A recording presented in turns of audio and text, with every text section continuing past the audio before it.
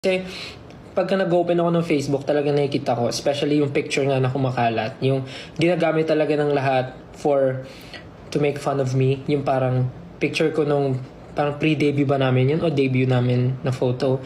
Ginagamit nila sa kahit saan, sa mga memes, sa mga kung ano-anong bagay, kino-compare nila sa ibang mga artist, ibang P-pop idols, tapos parang sinasabi nila maasim, gano'n-gano'n. And ako, hindi ako nasasaktan kasi parang unang-una sa lahat, proud ako dun sa photo na yon.